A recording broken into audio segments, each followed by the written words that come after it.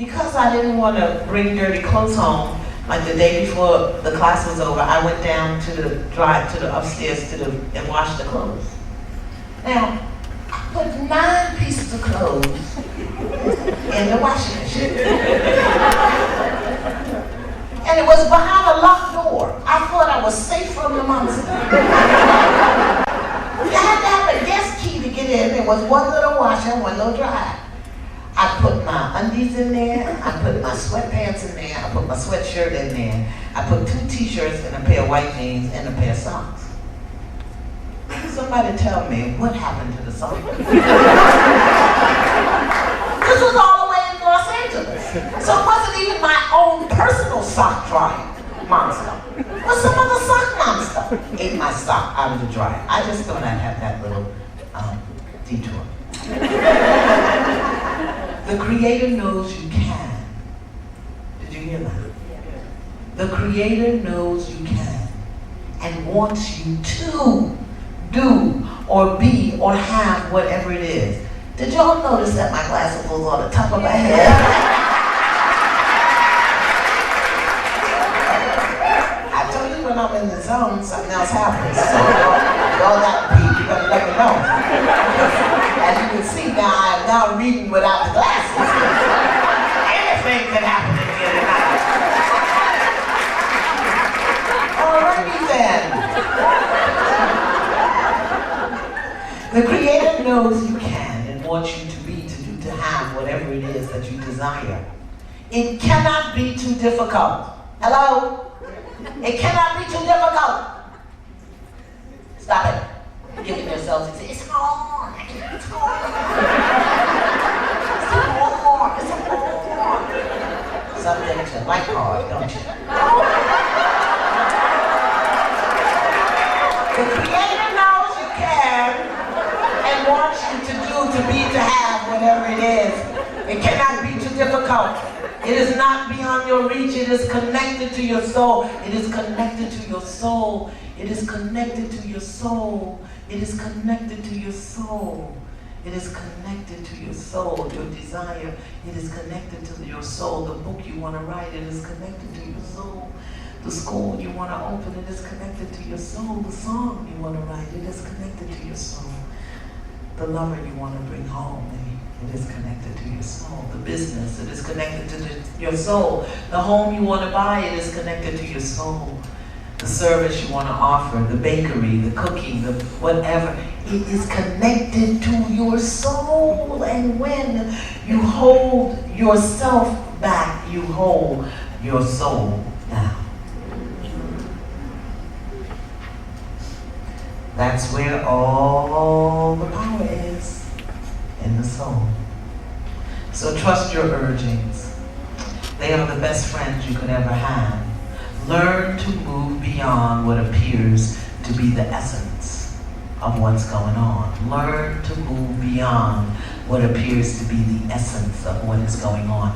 Learn to move beyond what appears to be the essence of what is going on, because chances are you made up what is going on anyway, because you don't know unless you're psychic. You think for other people. I know if I say this, they're going to say this, they're going to do that. I don't know. They do know how they are. They can't never do.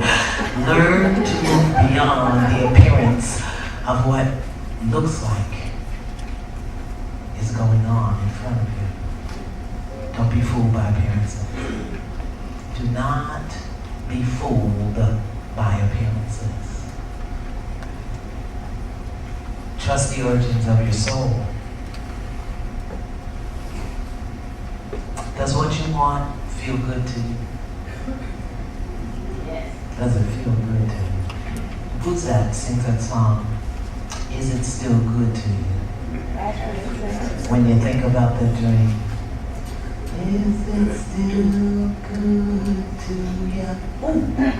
Oh, I'm sorry. I was just thinking about my dream. Sorry. Some of us will not allow ourselves to have a good feeling. Yeah. As soon as it gets too good, we cut it off. We cut it off, we cut it off. And we begin to think about what could happen, what might happen. We go back into our wretchedness. Why we shouldn't have it, because I didn't, I don't meditate 5 times a day. I can't stand on my foot and sit in the lotus position. I don't own no crystals and rub in the top of my head.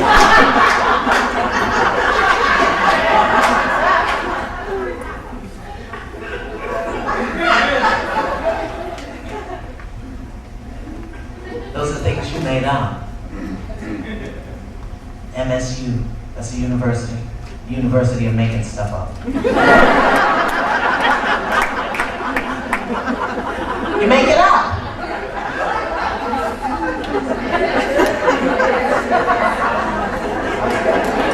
Why you can't, why you shouldn't, what's holding you down, what's holding you back, what others will think, what others will say. Let me tell you something, I'm over 54. I have a hard time trying to remember what I'm thinking. I'm certainly not going to worry about what you think.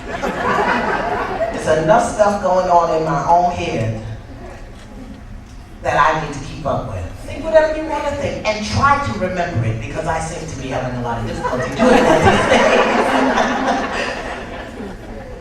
days. If it feels good to you. Ooh. I often tell the story of how I got started writing. People say, oh, how did you start writing? And listen, it was a fluke. Really, it was. It was an absolute fluke. I was teaching women on public assistance after I had stopped practicing law. I stopped practicing law because those people were crazy. To me, I made that up. They probably weren't crazy, but I made up that they weren't. And so a friend of mine asked me to come and work with women on public assistance.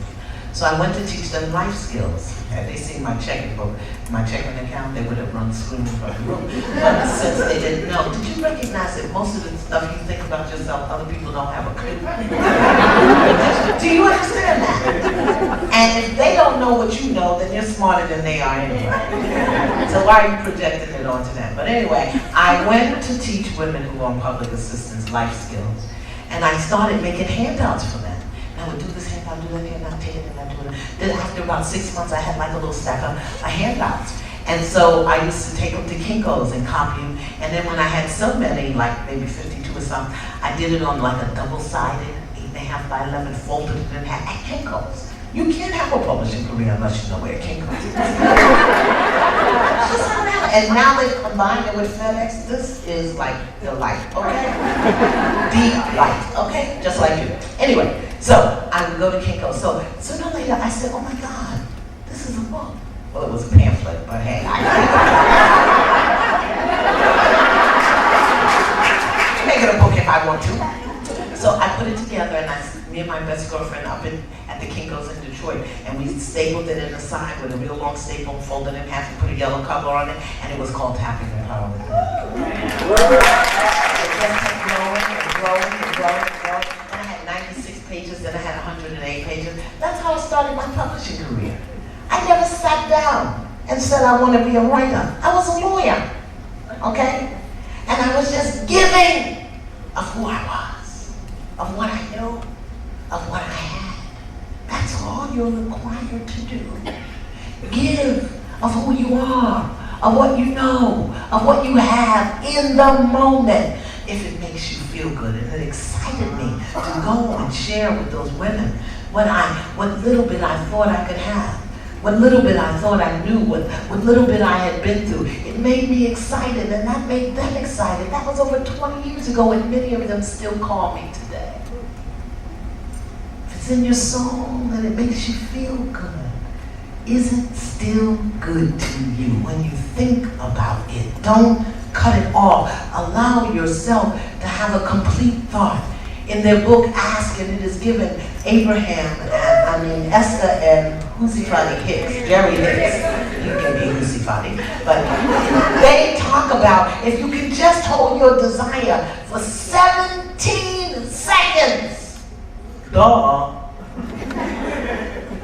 Have you ever been on a complaining telephone conversation for 30 minutes? When you list the whole litany of what's going wrong and what is not happening and what somebody did.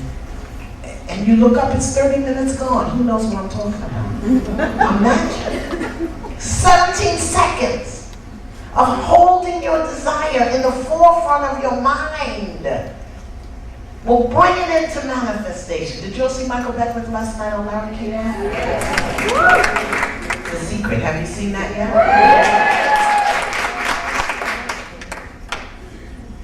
I am going to make a point here. Have I made one yet? Let me know if you need another point. I'm trying to get back to this very lovely book by this woman, Iyanla Vanzant. Is it a good thing that you want? Is it a good thing? Yes. Will it benefit you? Yes. Will it benefit others? Yes. Do it! It doesn't have to be your lifelong purpose. Hello, people. All of us do not have a purpose that's going to make us money. Your purpose may have absolutely nothing to do with your job. So many of us have our purpose and our job tied in together until we get unhappy with our job, thinking it has to be our purpose. Doesn't have to be your purpose. Your purpose is what you do simply for the joy of it, simply for the love of it, for the service of it, for the giving of it. Some of us have to have a purpose and a job. Hello? And some of us will have a purpose that is our job. But once you recognize and step fully into your purpose, it's no longer a job, for job means just over broke. Your purpose is the reason you are on the planet. And if you can't do it every day, if you couldn't do it, you couldn't breathe anymore. You know when you're on purpose. So don't think that your job always has to be your purpose or that your purpose always has to pay you. We got to get out of this thinking. How many people here are members here at the center? Okay, put your hands up. Because I need a little healing home. Let me see the hands of the other people. Okay, so you all need to come to church. Now let me tell you why I'm saying that. Because we live in a time that will drive you crazy if you're not there already. And it'll be a short trip.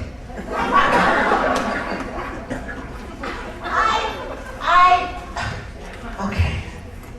Let me see how to say this so that I just don't hurt myself. People are crazy. Do you get that? People are crazy. Why are people running around talking about how high the gas price is? Is that stopping anybody from driving? How many people here park their cars? I know it's gas too high, I ain't driving. Did anybody do that? So then why are we talking about it? How big is your God? How big is your God? I don't care if the gas is $20 a gallon. My God gonna supply. You understand? Where the connection is made. And when you line your mind with divine mind, it really doesn't matter what's going on